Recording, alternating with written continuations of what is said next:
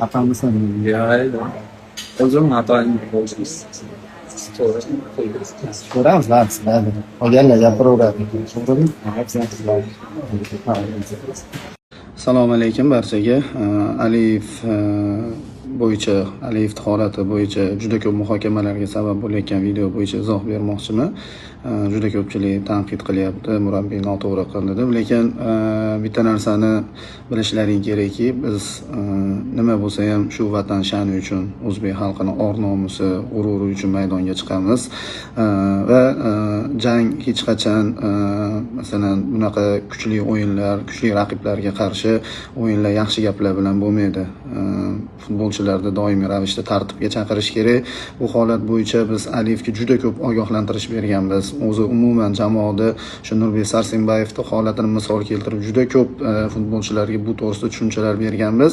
O'sha holatda menga alam qilgani, biz bir marta emas, 100 marta emas, 1000 martalab ogohlantirgan narsamizni yana maydonda jamoani qiyin holatga solib qo'yayotgani, bu narsa oldin bizni boshimizdan o'tgan, yana shu narsani qaytarayotgani uchun bitta xatoni, masalan to'g'ri, u birinchi marta qilyapti, lekin jamoani boshidan o'tgan xatoni yana takrorlayotgani uchun men unga to'g'ri tanbeh berdim deb o'ylayman va murabbiy sifatida bunga haqqim bor.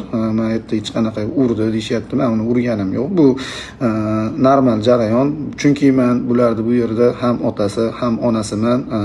Bu narsa bo'yicha ularga to'g'ri yo'l ko'rsatish bo'yicha meni haqqim bor bunga va hech qanaqa futbolchining nafsoniyatiga tegadigan gap ham aytganim yo'q. Uni karyerasiga ta'sir qiladigan ish ham qilganim yo'q. O'yindan keyin kirib umuman jamoaning ruhiyatini ko'tardik. Hammaga minnatdorchilik bildirdim. Shu bilan birga Asilbek Aliyevga ham o'z minnatdorchiligimni bildirdim. Hech qanaqa muammo yo'q. Bu unaqa vahima qiladigan jarayon emas. Bu jahon futbolida murabbiy va futbolchilar o'rtasida bo'ladigan holatlardan biri. Bu o'yin bunda bo'lib turadi. Shuning uchun hamma to'g'ri tushunadi degan umiddaman. Rahmat hammaga kattakon.